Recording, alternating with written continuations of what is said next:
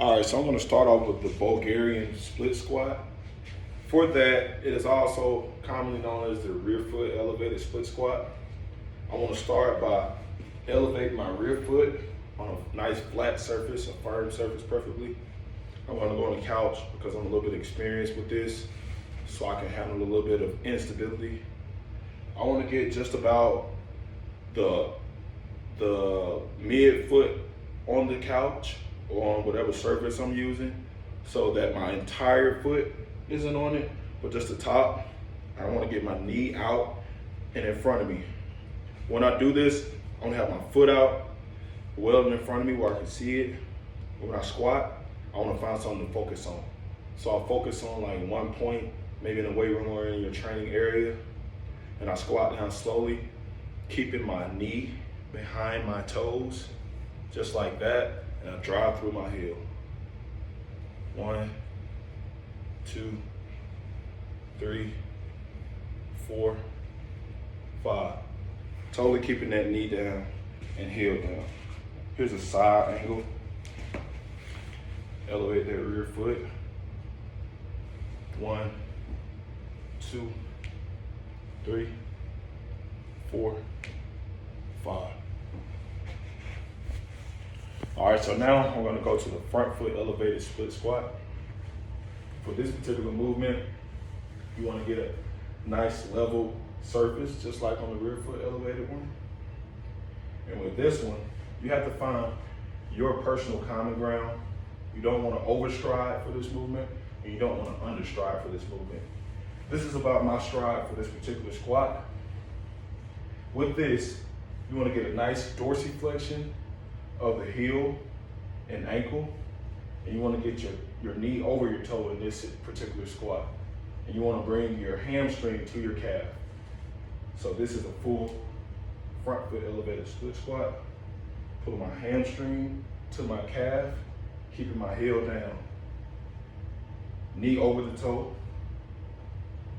pulling in, pushing out, pulling in with the hamstring, pushing out with the quad. Pulling in with the hamstring, pushing out with the quad. Just like that.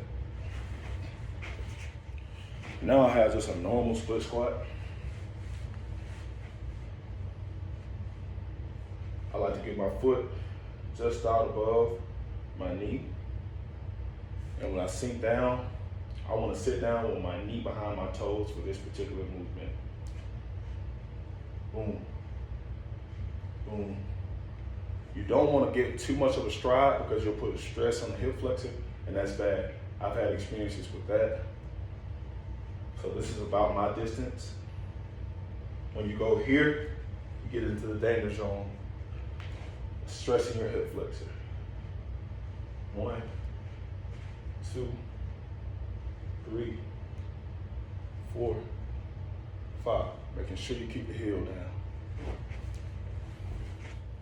Now we got a back squat. More often than not, you're gonna be using a barbell.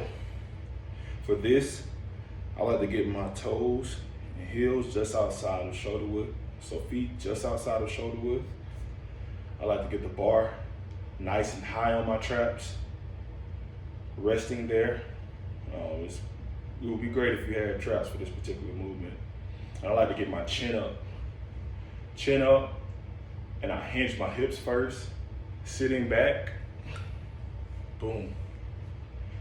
Keeping my toes up. I like to lift my toes. I'm gonna sit back, lift my toes.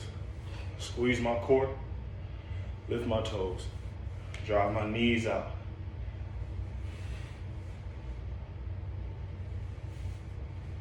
Always keeping the knees out. Sit down as deep as you can get. Keeping the chin up. Squeezing at the core.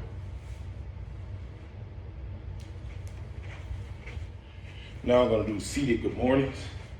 With this, you'll probably have a barbell as well. You wanna spread your feet out so that when you do the good morning and get a good pull, you're not banging your torso into your knees. You wanna go in between your knees. You wanna get a good pull on your hamstrings. So pull your heels out away from your body. Apply pressure into the heel when you Bend over for the good morning, just like this. You want to pull your torso in between your knees. Perfectly keep the chin down for a neutral spine. Get a nice good pull. You should feel it at the top of the hamstrings.